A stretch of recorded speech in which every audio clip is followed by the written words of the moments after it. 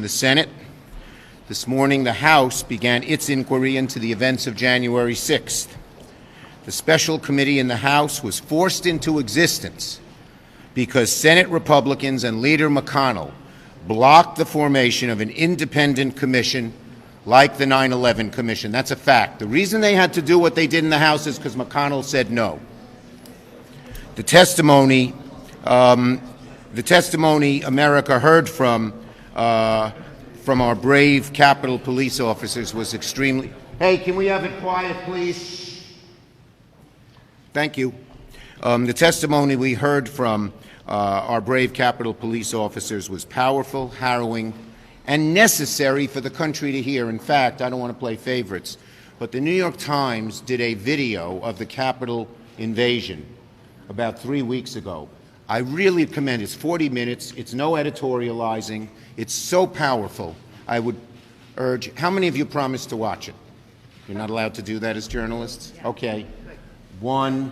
Oh, he's from... He had to watch it to keep his job, I suppose. Okay.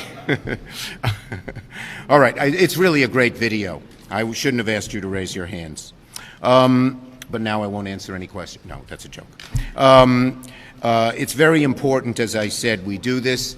January 6th was one of the darkest episodes in the history of our democracy, the first time the Capitol was breached since the War of 1812. And we have to get to the truth of what transpired, what and who caused it, not just the people in the building, but many others who have been involved as well.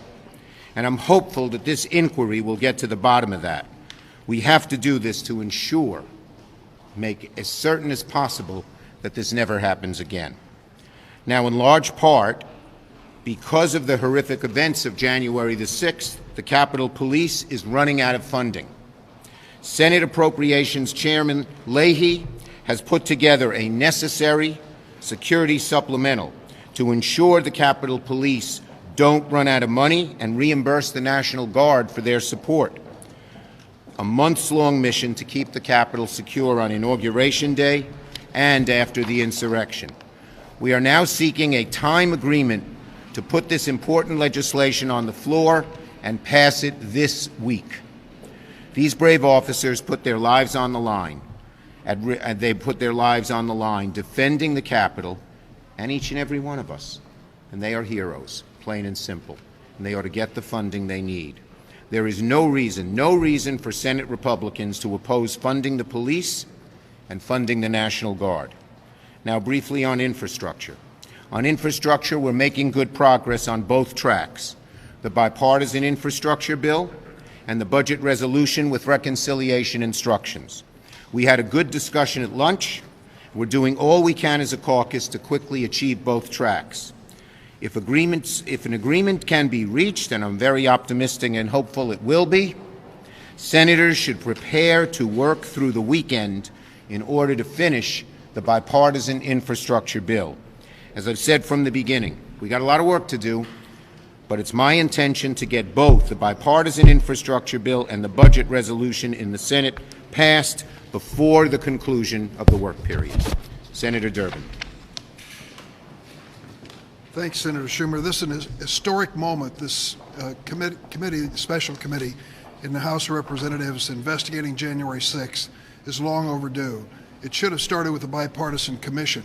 That was proposed in the Senate. It was killed by Senator Mitch McConnell of the Commonwealth of Kentucky. He decided that we would not make that investigation on a bipartisan basis. I salute Speaker Pelosi for moving forward, and I give a special salute to my colleague from Illinois, Congressman Kinzinger, who at some political peril has joined this bipartisan effort. I thank him for doing that, and I hope that it all ends well and soon. But I do want to say this too. We are at an historic moment in the Senate. We know this economy is starting to show signs of real life. In just 6 months, we've gone from creating 60,000 jobs a month to creating 60,000 jobs every 3 days under the Biden administration. America is opening for business. But our effort on infrastructure is to make sure that that continues, that the momentum continues forward, creating new jobs and new opportunities for people across America. I salute the bipartisan group, but it's time to close the deal. I hope they can get it done soon. As Senator Schumer has said, we're going to stay until it is done. And heartily support that statement on his part. We have work to do, but if we do it together, it'll be in the best interest of this country, and we can move forward to the budget resolution. Thank you, Senator Durbin. I have heard nonstop from families and communities in my home state about the long list of challenges they are dealing with during this pandemic and coming out of it. The costs of basic like child care and health care and higher education. The need for policies like paid leave to support workers and pre-K for every young student. For many of my constituents, the long fight for a fair pathway to citizenship.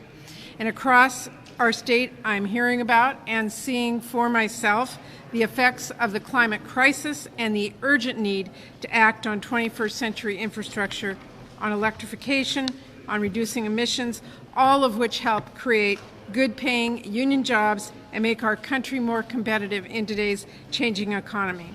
And of course, we are still not out of the woods when it comes to COVID-19. And we have to make a real investment in public health so we are better prepared next time. And I know Democrat or Republican, other senators are getting the same kinds of questions. These are issues just about every American is dealing with in some way.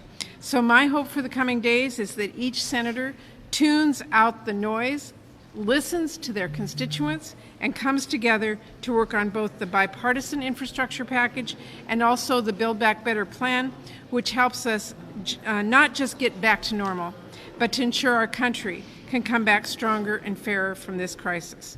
Senator Stabenow. Thank you. As Senator Schumer indicated, we are here to get the people's business done, and however long it takes. At this point, we all know it's time to invest in the future of American families and American communities, and that's what the two bills that are in front of us do, and we are committed to getting those done. It's very exciting when you look at the opportunity to create millions of good-paying jobs, rebuilding our roads and bridges and water systems, and I certainly know how important that is to the people I represent in Michigan as well as across the country. And we also need a national strategy to bring jobs home.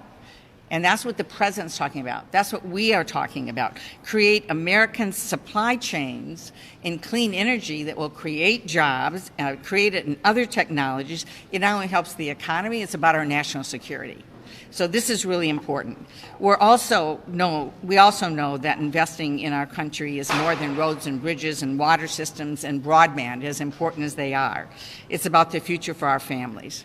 So for us, we want to cut taxes for the majority of Americans, working Americans, and make sure the wealthy pay their fair share, period. And it's about lowering costs for the things that keep families up at night, whether it's child care, elder care, the cost of preschool or college, or the cost of medicine. It's time to invest in America, our places, our people, and our future. Thanks, Deb. Questions? Yes. I'm not supposed to get, well, go ahead. How long have you actually let these bipartisan talks go on? It's been more than a month since they... I know, and as you know, I've been doing everything to speed them along, first with the motion to proceed on Wednesday, and second with the global offer that we made Sunday night. We're getting close, and I'm hopeful we can get this done soon. Yes? Can you talk us through a bit in the last 24, 48 hours the progress made on the infrastructure deal and what issues are still outstanding? There are a bunch of issues still outstanding. I mentioned them on the floor and yesterday, but we're making progress. We're not there yet, but we're making progress. The number of issues has been narrowed significantly. Yes?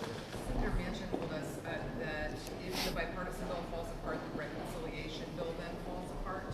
Your reaction to that? And then just Look, I'm working on getting both bills done. We need to get both bills done for the good of the country. They're both very good bills. They're both important. What one bill has, basic infrastructure, the other bill doesn't, and what the other bill has, the one bill doesn't. So we got to get both done. Go ahead, Burgess. Are you saying you will keep at bipartisan talks until you get something? Like there is There's got to be some kind, as I said, I think we're close.